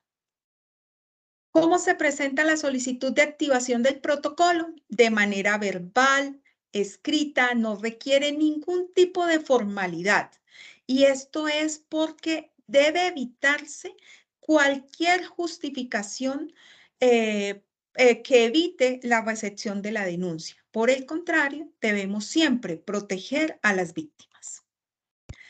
En el protocolo de acción urgente no existe una lista taxativa de en qué casos se activa o no se activa. Se tendrán en cuenta los principios rectores del protocolo que ya vieron ustedes al inicio de esta charla, con el fin de garantizar, pues, los derechos humanos de la víctima que ha sido desaparecida. ¿En cuánto tiempo la Fiscalía debe decidir si activa o no activa? Inmediatamente. Ustedes ven en pantalla que dice máximo 6 horas. ¿Qué pasa con esas 6 horas? Que estamos previendo que la víctima acuda, por ejemplo, a la Procuraduría Delegada de Derechos Humanos. Eso no quiere decir que la policía o la Procuraduría se demore 6 horas en hacerlo llegar a la Fiscalía, sino que hay un tiempo prudencial, ¿sí?, para que hagan llegar este reporte que se ha tomado para que la Fiscalía pueda tomar la decisión a través de cualquier mecanismo, el correo electrónico y todos los mecanismos que sean más inmediatos para que la Fiscalía pueda decidir de manera inmediata si activa o no activa. Causales de terminación del protocolo, pues que encontremos a la persona con vida o sin vida. Si encontramos a la persona con vida, estamos frente a estas circunstancias. La persona pudo ser víctima de un delito. La persona pudo ser detenida legalmente por autoridad pública. Recuerden que la detención no es sinónimo de desaparición, ¿sí? Podemos hablar de detenciones legales e ilegales, ¿sí? O retenciones que no han sido informadas, ¿sí? Y en ese sentido operan otros mecanismos como el habeas corpus y demás. La ausencia con ocasión de enfermedades físicas o psíquicas. El protocolo se activa, encontramos a la víctima, no está en el marco de una situación delictiva, pero hemos hallado a la persona con vida. La persona se ha extraviado. O también aquellas personas que deciden de manera voluntaria alejarse de su entorno familiar y migrar o sencillamente irse a vivir a otro lado Pero esta ausencia voluntaria no se presume de inmediato, ¿sí? Eso se presumirá cuando encontremos a la persona que se supone desaparecida, porque quien reporta es quien lo está suponiendo desaparecido. ¿Cuál es la labor estatal? Encontrarla. Si al encontrarlo se dice, no, no quiero vivir más ahí, he decidido irme, el acta de supervivencia y ya hemos encontrado a la persona desaparecida. Para ello, las autoridades firman un acta donde dejan las constancias de haber encontrado a la persona con vida y en buen estado de salud. Si se presume que ha sido vulnerada, por ejemplo, con violencia sexual o torturas u otra circunstancia o hecho delictivo, deberá remitirse previamente a valoración de medicina legal y esto dará lugar a la finalización del PAU. Se finaliza con un acta. Si se advierte que hay un delito, todas las actuaciones del PAU pasan a la investigación penal del fiscal competente de desaparición forzada. Si la persona se encuentra sin vida, ¿qué es lo que debe hacer? Pues se ordenará localizar el cadáver de la víctima y realizar todos los procedimientos que están en el Código Procesal Penal que permitan determinar la causa de muerte, el origen de la misma y si se produjo de una manera violenta. También a veces suceden accidentes en las calles, eso hay que determinarlo para decir cuál será la acción a seguir frente a la desaparición de esta persona.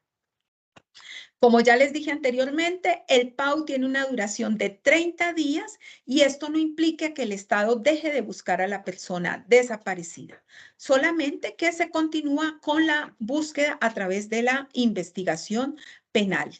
Lo que ustedes ven en pantalla es la ruta fácil de la desaparición. Tienen la recepción de la denuncia, que es por parte de la PNC, la Fiscalía y los jueces de paz. La PNC realiza actos urgentes y paralelamente informa a la Fiscalía. ¿Para qué? Para que decida si activa o no activa. Un punto muy importante, activa, ya lo hemos dicho, hace todas las diligencias necesarias para encontrar a la persona con vida o sin vida y determinar si estamos frente a un acto delictivo o no delictivo. Si no activa, ¿qué pasa con la víctima? La víctima puede solicitar ante el jefe inmediato del fiscal y pedir que está inconforme porque el fiscal no activó el protocolo de acción urgente y es el jefe inmediato quien decidirá si se activará o no. Es un recurso que se le ha otorgado a la víctima. Sé que estamos sobre el tiempo, perdonen la celeridad, pero abrimos a preguntas y estamos atentos a resolverlas. Muchas gracias.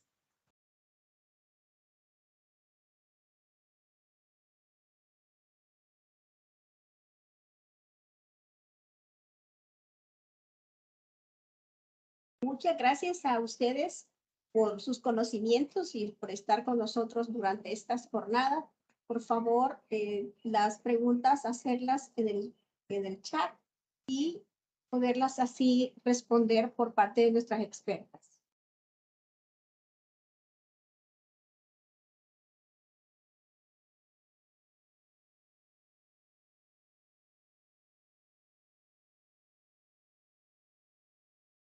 Veo aquí la pregunta de la señora Gloria Carolina Palacios, que dice, ¿existe alguna diferencia en el protocolo de búsqueda en su versión primera y con la segunda?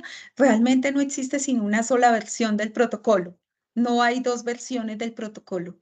No sé si quiera aclarar de pronto la pregunta, pero solo existe una versión. La única es que tenemos, si me permiten, la versión así, así, grande, que es un librito así como el que ustedes ven en pantalla, y una que regularmente ustedes ven que la tiene la policía, que es una versión, un librito pequeñito, así, pero es versión de forma, no versión de contenido. Pero si me aclara, con mucho gusto le atenderé si ha visto algún documento parecido. La pequeñita es esta que les estoy diciendo sobre qué es más, es la otra versión que se sacó. Pero como digo, es una versión que facilita que, digamos, los organismos policiales la mantengan a su lado para facilitar la operatividad. Doctora, ¿qué sucede si la desaparición es una simulación del delito? ¿Cómo procede la fiscalía? ¿Será que sigue conociendo el delito o solo se deja algún tipo de informe en atención a la familia que sufrió la situación? Gracias. No entendería cómo se supone la simulación del delito. No sé si me puede complementar el punto, porque se me ocurre pensar de pronto en estas actividades que de pronto la gente decide migrar del país. Y cuando estamos frente a circunstancias de migración, a veces hay migraciones de grupo y en el camino se pierden, se accidentan las personas, no resisten los caminos y eso da lugar a que se pueda decir, eh, existe una desaparición, pero no siquiera tenemos un reportante. La gente le da miedo reportar, sobre todo cuando se trata de estas migraciones ilegales. Si se trata de es que no sé si, no entiendo una simulación, sobre todo se lo digo por esto, doctora, a quien hace la pregunta, la simulación tiene que ver con un tema que tendría algún interés por parte de la víctima y en El Salvador existe el delito de simulación de delito. Lo hacen en colaboración de otro u otros para fines delictivos o cobrar alguna cantidad dineraria. Ah, pero usted lo ha dicho acertadamente. No conocía, me excuso, trato de estudiar un poco el código salvadoreño, no conocía el tipo penal, se lo agradezco la aclaración. Pero si estamos frente a las circunstancias que señala doctora Lisset, es importante que si median circunstancias, por ejemplo, de carácter extorsivo, de carácter de que sean constreñimiento para que una persona haga otra cosa, no estamos frente a una desaparición. Ya estamos, puede ser frente a los ingredientes normativos de este delito o estamos frente a un secuestro extorsivo. Habría que mirar particularmente las decisiones, digamos, las circunstancias y hechos de esa desaparición. Hay otro punto también que valdría la pena analizar y es frente a la denuncia. No sé si ustedes tienen dentro de sus códigos que las personas no pueden denunciar de manera falsa porque eso les acarrearía una sanción penal, ¿sí? Si hay falsedad frente a la denuncia. Entonces, habría que analizar esta cantidad de puntos que darían lugar de pronto al tipo penal que usted, doctora Lisset, está señalando. Muchas gracias por su pregunta. Doctora Fabiola, ¿qué debería de hacerse si pese a la obligación que tiene la autoridad, ya sea un agente policial u otra, esta exige que transcurra un plazo prudencial, a consecuencia de ello se rehúsa a recibir la denuncia o reporte? Yo he pensado, de acuerdo a las competencias que tienen las autoridades salvadoreñas, es que primero el protocolo de acción urgente se construyó con la autorización, como lo dijo la licenciada Vida, iniciando la autorización de fiscalías, corte, director de la policía, procuraduría. Es una construcción eh, eh, interinstitucional. Por tanto, por eso es que entre los principios hablamos de unidad de acción.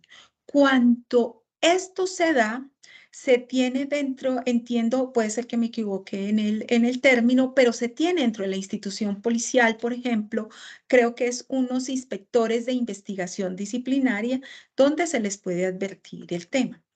Y otras es la Procuraduría Delegada para Derechos Humanos. Por eso la hemos vinculado tanto, porque es la Procuraduría que no solamente debe verificar la actuación que hace la Fiscalía, sino coadyuvar a través de esta garantía y protección de derechos humanos que pasa con la víctima? ¿Por qué no se le recepcionó? Y esto resulta muy relevante e importante a la luz del derecho internacional.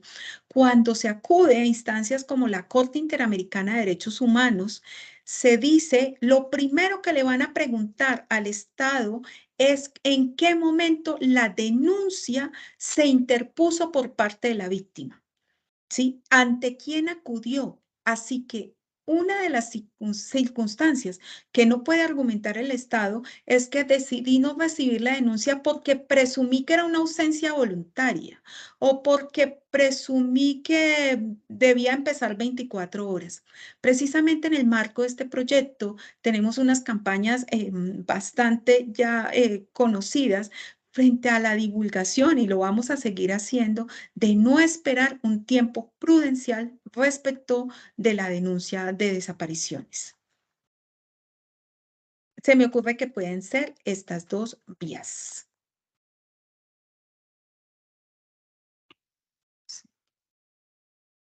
Bueno, doctora, muy buenas tardes. Aquí yo creo que por razones de tiempo sabemos que tenemos otras preguntas ahí pendientes. Vamos a tener otros espacios, sin duda alguna, en los que podamos continuar desarrollando estas importantes temáticas. Definitivamente son muy importantes, muy interesantes para que todos y todas las podamos conocer y ampliar, fortalecer esos conocimientos y llevarlos a la práctica. Les agradecemos mucho haber compartido sus conocimientos y especialmente a todas y cada una de las personas que nos acompañaron. El éxito de estas actividades académicas que se realizan para ustedes es gracias a esa participación y porque acuden a nuestro llamado. Muchísimas gracias nuevamente. Feliz tarde. El agradecimiento es todo nuestro. Muchas gracias por permitirnos este espacio por parte de ustedes, doctora Betsy, y para nosotros es un honor y un placer dirigirnos a ustedes. Feliz tarde. Feliz Gracias tarde igual. y por favor, siéntanse libres de descargar el protocolo de acción urgente PAU en su versión completa y resumida. Está actualmente en la página de la Escuela Fiscal, donde lo pueden descargar, pero facilitaremos el documento también al Consejo Nacional de la Judicatura para que lo encuentren también en su sitio web. Así que una Perfecto. feliz tarde y muchas gracias por compartir este evento con nosotros. Muchas gracias.